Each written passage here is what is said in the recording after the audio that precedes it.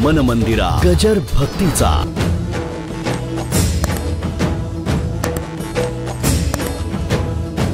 देवाच्या संगतीत अहंकार नष्ट होत नाही, साधू संतांच्या भक्ताच्या संगतीतच अहंकार नष्ट होतो. देव माझ्या पाठीवर बसला तसा अहंकार सुद्धा माझ्या पाठीवर बसला होता. पण संत दर्शनी हा लाभ पद्मनाभ जोडला. नाही नाही, देवाच्या संगतीत अहंकार गेला नाही. पण अर्जुना, नाही नाही सख्या, आत्मनिवेदन तैची जे पिठका होय सख्याची, पार्थू अधिष्ठात्री तेथीची मातृका गा. पार्थ हा त्या भक्तीचा मातृका आहे, आई आहे, माता आहे, प्रेम भक्तीचा.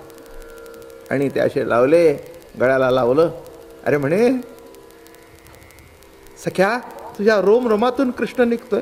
मला माहित नाही म्हटले. अर्थ कळला का? प्रेमाला कळतच नाही की मी प्रेम करतोय.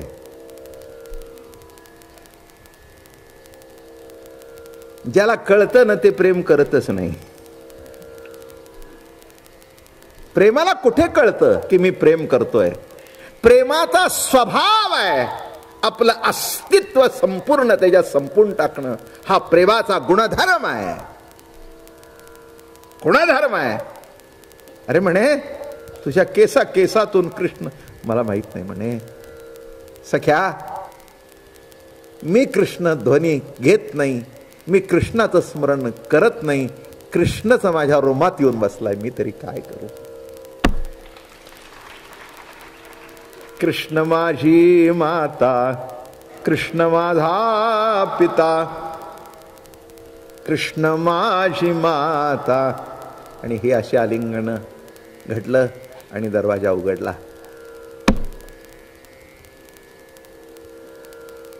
सखा तिथे उभा होता. प्रभूला बघितलं. गरुड धावत गेला आणि प्रभूला आलिंगन दिलं.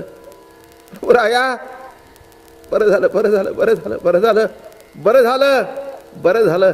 आज तुम्हाला इथे संताच्या घरी आणलंस, भक्ताच्या घरी आणलंस. माझ्या मनातला अहंकार गेला.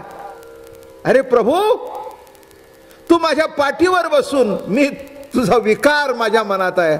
आणि अर्जुनाच्या केसामधून कृष्णध्वनी. बरोबर आहे, बरोबर आहे, तू त्याच्या मागे लागणं बरोबर आहे. आमची लायकी सुद्धा नाही, काहीतरी पूर्वजन्मीचं सुकृत म्हणून गरुड होऊन तुझं वाहन झालो, बाकी आमची लायकी नाही आहे. तसं अजून एक सांगतो, तुमच्या अंतःकरणामध्ये विकार ठेवू नका, अहंकार ठेवू नका. असणं स्वाभाविक आहे, पण असेल तर रोज प्रार्थना करा, प्रभू राया काढून टाक, काढून टाक, काढून टाक, काढून टाक, काढून टाक, काढून टाक. हां, अजून सांगू का? दुधाच्या भांड्यामध्ये दुसरं काही ठेवलं तर ते नासतं. एवढा व्यवहार माहिती आहे ना तुम्हाला? हां, अर्जुना सख्या, असं जवळ घ्यायचं, मिठी मारायची, अमकं तमकं. मग देवाच्या लक्षात आलं, हा भयंकर अर्जुनाचा द्वेष करतो. आता काहीतरी केलं पाहिजे, नीट बरोबर नाही आहे, आपलाच आहे हा शेवटी, याला याच्यातून बाहेर काढायला पाहिजे. एक दिवस उठले झोपेतून, गरुडा चल, मला अर्जुनाला भेटायला जायचंय. अर्जुनाचं नाव काढलं, असं तापलं बघा. अर्जुनाला भेटा, वर बसले, लवकर चाल. कोण एवढा लागून गेला? जागीरदारचा बेटा. काय एवढं काय नाही, हा आमच्याशी कधी गोड बोलत नाही. आणि इथे पार्था, अर्जुना, काय अशी लाळ लाळ लाळ गोटत असते. आमच्यावर बसताना वसवसतो, कुठे गेला तास? बरोबर आहे ना? काही काही टायमाला देव सुद्धा अडचणीत आलायच्या टायमाला. माणसाला मोह मोठा अवघड असतो बरं का.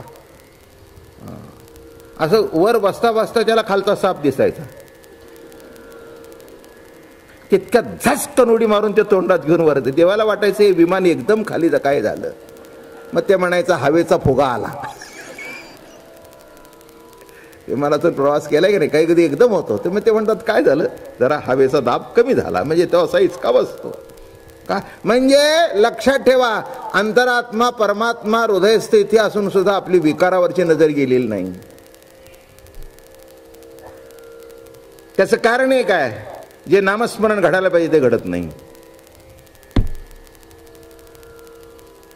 जे मनाने बुद्धीने विचार करायला पाहिजे, जे चिंतन करायला पाहिजे ते घडत नाही. म्हणून देव पाठीवर असून सुद्धा नाही.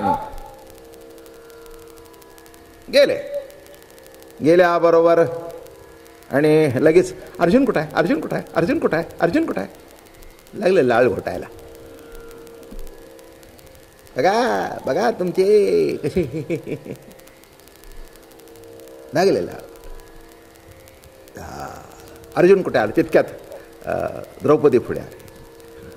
अरे प्रभू तू, अरे देवानी गरुड तापलं जास्ती, तो झोपलाय, मला गप्पच म्हणतो, अक्कल नाही का? हा, देवादिदेवाला आणि झोपून राहिलाय, पसरलाय. आणि त्या दरवाजातून आतमध्ये बघितलं देवानी, तर ती सुभद्रा अशी केस शेकत होती.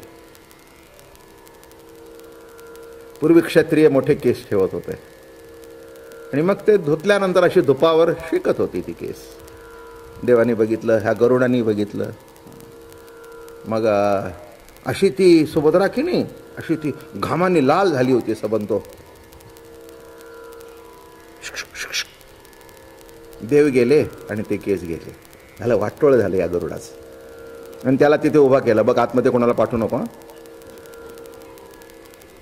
आणि हा बघतोय,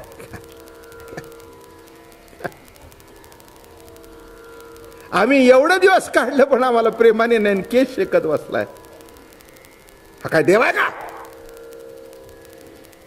हा काय देव आहे का? हा अंगाची आग याच्या मनात सुटलं. याला जर उठावं असं वाटलं ना, आपल्याला शेक म्हटलं तर पुढे काय करायचं? याला काय वाटलं, बरं नाही म्हणायची हिंमत नाही. हा जर म्हणला गरुडा इकडे ये, मला जरा जाऊन यायचंय बाहेर, पुढे काय करायचं? याला काही इलाज आहे का? याच्यात उठलं की नेमकं तिकडे उठलं.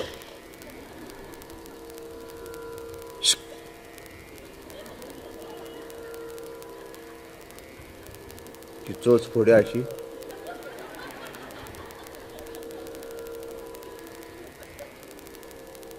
ते डोळे असं असं करून बघतंय. निघाला इकडे, एक केस घ्या हातात, शेख. गरुडा सांभाळ, एका कसाला धक्का लागला तर तू शिल्लक राहत नाहीस. मला कळतंय, नीट शेक केस.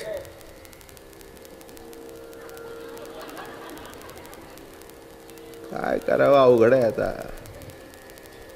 तुम्हाला प्रवचन म्हणजे प्रवचन नाही, ते चित्र समोर उभं राहिलं पाहिजे ना. हा, असा तो सोन्याचा मंच, काय इथे अशी शेगडी ठेवलेली आहे, तिथे असा धूप आहे आणि असे ते केस शेकतायत आणि गरुड बसला. देव गेले, दार ओढून घेतलं आणि असे केस शेकतोय. काय झालं, एक 5-6 सेकंद गेले असतील आणि त्या खोलीमध्ये आवाज घुमू लागला, कृष्ण कृष्ण जय, कृष्ण कृष्ण जय. प्रेमात सतत नामस्मरण असतं, हेच विषय मांडलाय. कृष्ण कृष्ण जय, कृष्ण कृष्ण जय, कृष्ण कृष्ण जय, कृष्ण कृष्ण जय, कृष्ण कृष्ण. काय कुठून आवाज येतोय? जरा खाली कान गेले तर कळलं की अर्जुनाच्या केसातून आवाज येतोय.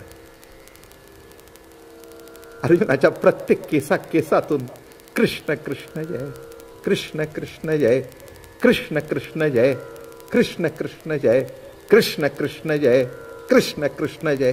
केसा केसातून रोम रोमातून कृष्ण ध्वनी प्रकट होतात. गरुडाला पहिल्यांदा खरं वाटलं नाही. पुन्हा कान लावले, पुन्हा कान लावले, पुन्हा कान लावले. मग खात्री झाली आणि ते केसाते सातात असाच बसलेला. तितक्यात या कुशीवरून या कुशीवर अर्जुन झाला आणि गरुडाला बघितलं. गरुडाला बघितल्यावर उठला चटकन. सख्या गरुडा, जीव लगा. किती रे भाग्यवान आहेस, माझ्या मायबापाला सतत पाठीवर वाहतोस.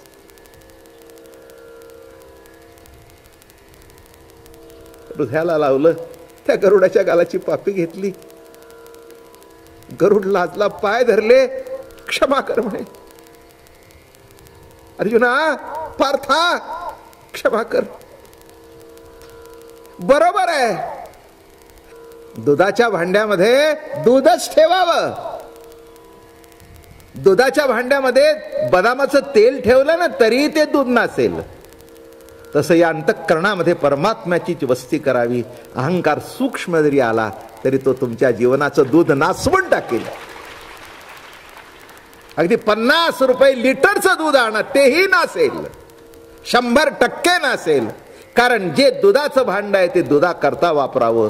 आमटीचं भांड दुधाकरता कधीही वापरू नये.